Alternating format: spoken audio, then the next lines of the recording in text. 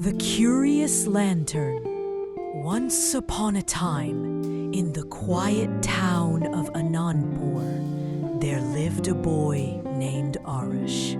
Arush was not very tall, nor very strong, but he had something that made him shine differently, a burning curiosity. He wanted to know everything. Why does the sun rise? Why do stars twinkle? Why do ants walk in a line? Every small thing was a mystery to him. One evening, while wandering near the old library, Arush found a dusty lantern lying near the steps. Unlike normal lanterns, this one had strange engravings, circles, stars, numbers, and even words from different languages. His eyes sparkled. "Why is this lantern so different?" he whispered. The librarian, an old man with spectacles, smiled and said, "That's no ordinary lantern, child. It is called the Lantern of Questions. They say it glows when you ask it something with true curiosity." Arush's curiosity lit up more than the lantern itself.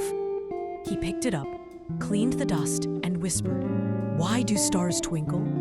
To his surprise, the lantern glowed softly and answered in a warm voice, "Stars twinkle because their light passes through Earth's moving atmosphere. The air bends the light in different directions, making stars appear to dance." Arush's mouth opened wide. "Wow, a talking lantern!" That night, Arush couldn't sleep. He kept asking question after question. Why do birds fly? How does rain fall? What is lightning? And with every answer, the lantern glowed brighter. But it also gave him a warning. Curiosity is good, Arush, but remember, knowledge without wisdom is like fire without control. Use it well. The adventure begins. One day, Arush's school announced a science fair. Everyone was preparing colorful charts, models of volcanoes, and water cycles. Arush thought, what if I use the Lantern of Questions? Maybe I can create something new. So he asked the lantern, "How can I show energy in a fun way?" The lantern replied, "Energy is everywhere, in food, in wind, in water, even in laughter. Why not build something that shows invisible energy turning into light?" Arush loved the idea. With the lantern's guidance, he created a small windmill connected to a bulb. When air blew on the fan, the bulb lit up. It was simple but magical for his classmates. During the fair, everyone laughed when their giggles made the windmill spin and the bulb glow. Arush's stall became the most popular one. His teacher patted his back and said, "Your curiosity has created knowledge, and your knowledge has created joy." But Arush didn't stop there. His mind wanted more. The big question. One evening, Arush sat with the lantern and asked, "Lantern, you have answered so many things, but tell me, what is the greatest knowledge of all?" The lantern flickered. For a moment, it didn't speak. Then, in a soft, wise tone, it replied, "The greatest knowledge is not about stars or machines or numbers. The greatest knowledge is to know yourself.